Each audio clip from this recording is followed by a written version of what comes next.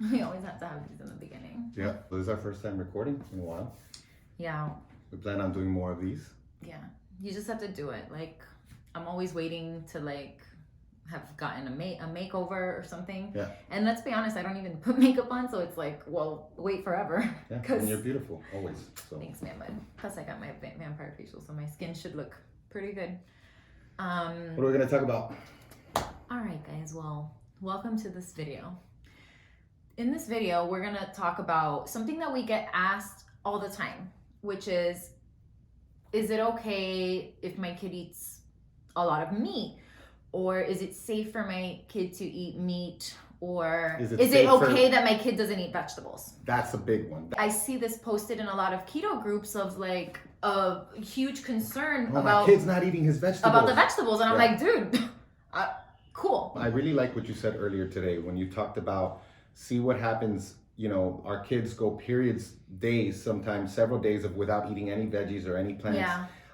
And they're obviously off the charts. And then so in this video, we don't, you know, there's a lot of controversy out there. There's a lot of back and forth, bickering. We truly have no interest in getting involved in any of that. And we're just explaining to you what we've observed and how I've come to the decision on what I think is going to be the best thing for my boys. Yeah. And what's going to help them thrive and grow to be healthy and strong. Parents, adults, you can do whatever you want. You can eat a raw vegan diet. You can eat a piece of cardboard. You can live in the jungle and eat bananas all day, but leave the children alone. This is for the children. This is for the kids, and we need to do what's best for our kids. Well, what else? What was the first thing we wanted to talk about? So the first thing we want to start is this really cool study that came out in Kenya. And this is just setting the tone for when we talk about quality over quantity, because you could be feeding your kids tons of food, and we see this all the time. Kids are definitely fed. They're well fed to overfed. We see obesities everywhere. But they're actually malnourished, which is crazy. That's like the only time in history we've ever seen obesity and malnourishment at the same time. So this study was basically in 1998. They had 12 schools in Kenya with a total of 555 first grade students were randomized to one of four feeding interventions. So there was 4 different groups. One of them was the meat group, which was, you have to understand, every group is getting githeri with what they're getting. So githeri is like a mix of it's like corn and and grains. Maybe grains and maybe some starches. But that's like a staple food for them to feed them. So every group is going to have at least some githeri. But the meat group is going to be given meat and githeri, milk, which is githeri and milk, energy, which was basic githeri with the additional equivalent energy in oil. So they just gave them the githeri and they added lots of oil. And then the last group was the control group. So they weren't fed at all. And it was really, really cool because they did it for 21 months. They looked at it, and at the end of it, they found that dietary quality is, as opposed to quantity of food, energy, and protein consumed, was a significant predictor of the children's cognitive and motor development. The effect was apparent even among children whose energy intakes were adequate, suggesting that the micronutrient composition of animal source foods was of primary importance to optimal development. Animal source foods are nutrient dense and provide protein of high biological value. They get their fat, they get their B12, they get all their micronutrients for normal growth and function. We need to realize that we are not what we eat. I can eat this. I can eat this. I'm not going to absorb it. So you can eat whatever you want. Just because something contains a certain amount of nutrients doesn't mean you're going to absorb it. And so that's where we run into problems with plant foods. So although they do contain nutrients, they also contain anti-nutrients, which block absorption of a lot of vitamins, and they also compete for receptors for different things. So, for example, vitamin C is like one of those things that if we're eating a carb-heavy diet, we do need more vitamin C now because it competes for receptors with carbohydrates. So that's just one example. I'm going to link below Dr. Georgia E. Diagnosis Diet. And just to go back to what you said earlier about we're all different, this is where bioindividuality does come in, because some people can handle more lectins, some people can handle more oxalate, some people have an ability to process gluten in their body. But a lot of people don't, and unless you're getting genetic testing, food sensitivity testing, blood work, all those things, you're not going to know. So and nobody for can us, eat everything. Nobody. Yeah, nobody. I mean, that would be a very unlikely thing. I mean, you would very be perfect genes. And then the minute you started to eat that regularly, you would your epigenetics would start turning on any. Yeah, there wouldn't even be. There's just literally it's not even so we just found in 3 different countries in Europe that were basically passed laws to make it essentially illegal to feed your child a vegan diet. Right. So that should tell you something. So in 2011, the French government passed a law obliging school canteens feeding more than 80 children to adhere to minimum nutritional requirements, setting in stone how much protein, iron, calcium, and fresh fruit school children should be given. They are required to provide meals including a protein with accompaniment such as rice or veggies, a dairy product such as cheese or yogurt, and either a starter or a pudding. On a 20-meal cycle, a minimum of 4 meals must include quality meat and 4 quality fish. And on other days, egg, cheese, or offal. Awful. They're putting offal in their school kids. Should be the main dish. So these people know what's going on. So then 2016, this was another one. And I believe this was so this is Italy. Parents now face a possible 4-year prison sentence if they impose an inadequate vegan diet on their children, as it can make them malnourished. They commented that vegan diets often leave children lacking in iron, zinc, and important vitamins for growth, with neurological problems and anemia leading on from severe malnutrition. And this is the one that I like the most, because this one was just in 2019, and I like their balanced approach. This was in Belgium. The Royal Academy of Medicine of Belgium issued an opinion that makes it possible to imprison parents who enforce a vegan diet on their kids. Veganism was deemed unethical because it can lead to health problems for growing children. Children can only follow a vegan diet if it's accompanied by medical supervision, regular blood tests, and vitamin supplements. Parents who don't follow through on these requirements risk 2 years in prison, fines, and the possibility of children being removed from their homes if they do develop those associated health issues.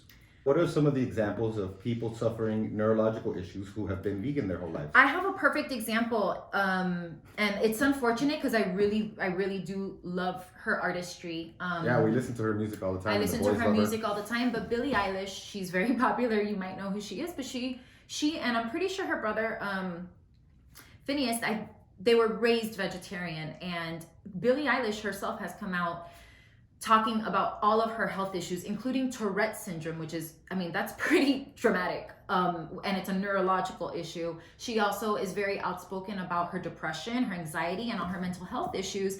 And as someone who has been vegetarian in the past and who has struggled with depression, I cannot deny the insane remission from depression and anxiety from not just adding meat back into my diet, but from eliminating plants. Like, that is what did it, and that alone, that is like shocking. So we need to take all these these are anecdotes, but results matter. But regardless, we're just telling people just reporting like what we're hearing, what we're seeing, and then what we're experiencing as parents. So I want to just one more before we get to like what we've seen with our kids, and that's Lear Keith. You guys may recognize her. She's the author of The Vegetarian Myth, one of my favorite books, because I could not disagree with her more on some things. She and I, as far as like philosophical issues, sometimes I disagree, but I find her to be an amazing resource because she was a 20-year vegan. And what she says is that she succumbed to a friend's spiel on avoiding animal products to stand against animal cruelty and exploitation. This was at 16 years old, okay?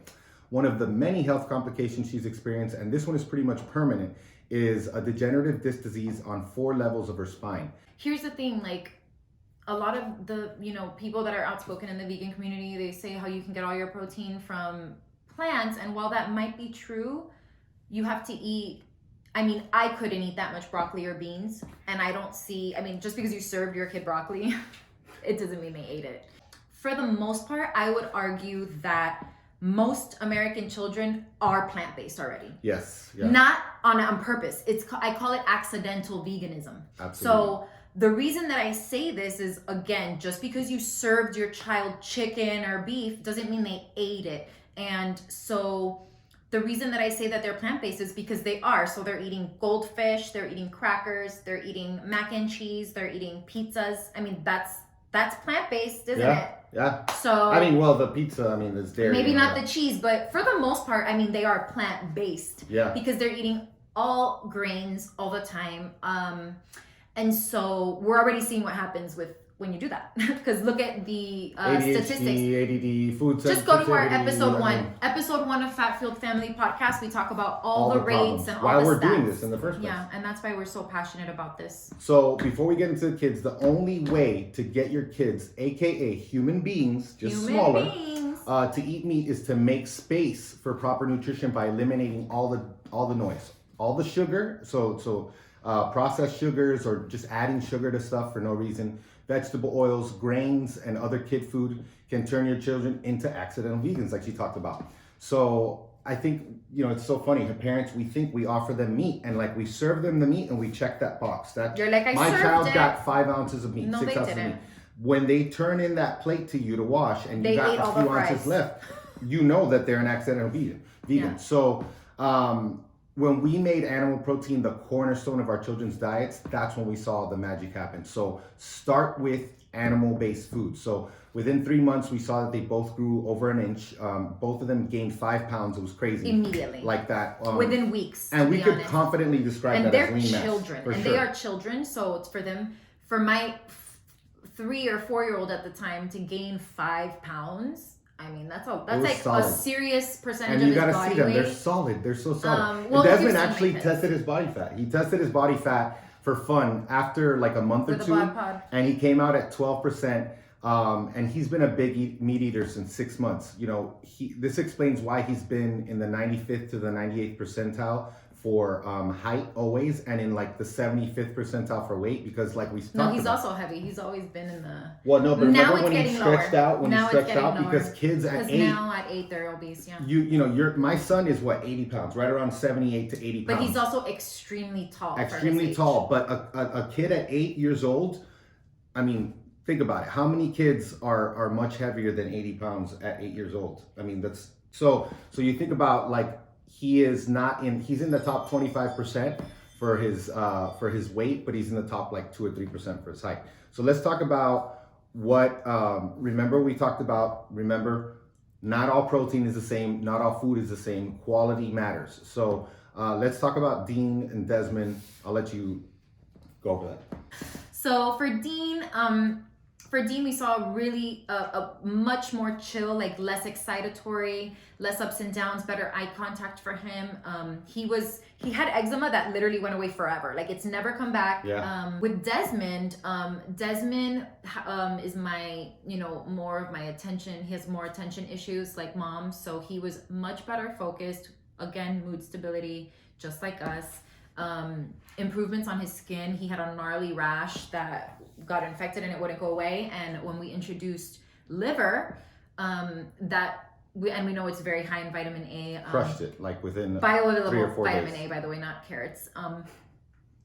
So that really just helped him out. And then he also has horrible seasonal asthma that had him on Qvar, which is an inhaler that's all the time. And then he also had an emergency inhaler, albuterol. And then he was on Zyrtec or Allegra every single day throughout the season.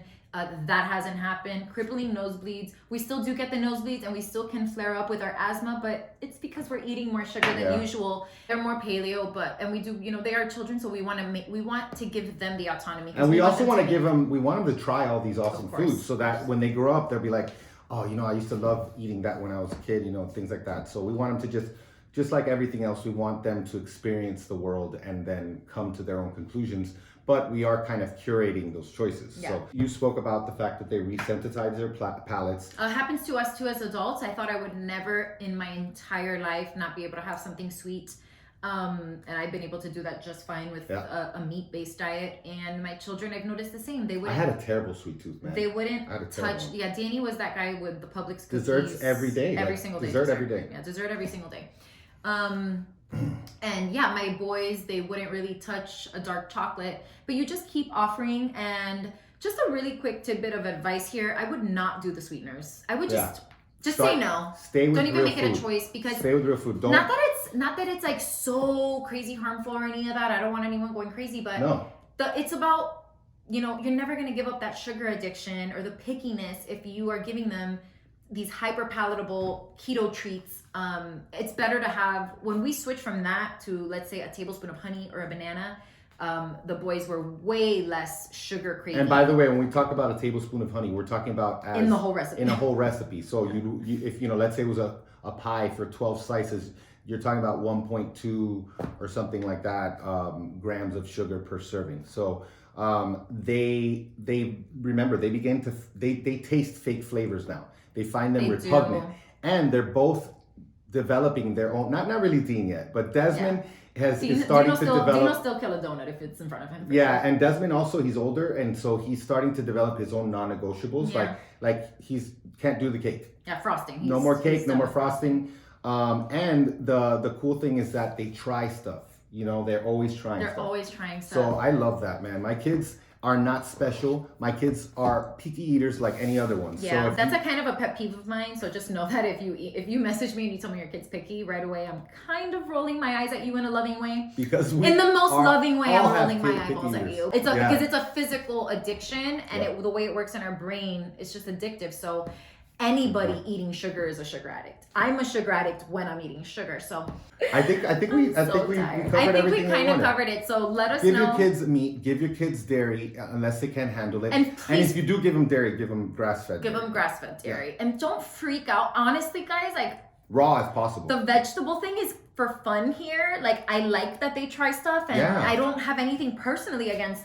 I do personally a little bit because they don't help me. Yeah. So personally I do, but not for you guys. Yeah, you guys should take I definitely don't think that everybody needs to be carnivore or anything like that. No, not at all. Some of us do though, and some respect would be nice. All right, feed your kids meat, and if feed your kids meat, they're gonna grow healthy. Let us know what you think about this. We have other ideas that we want to start recording. We're super ahead on the podcast, so we want to start hitting you guys with these videos. So let us know. One more thing before we start talking about what we've noticed in our own children. I do want to... I totally lost my train of thought right now. It's okay. Like it's just gone. Like it just like went poof.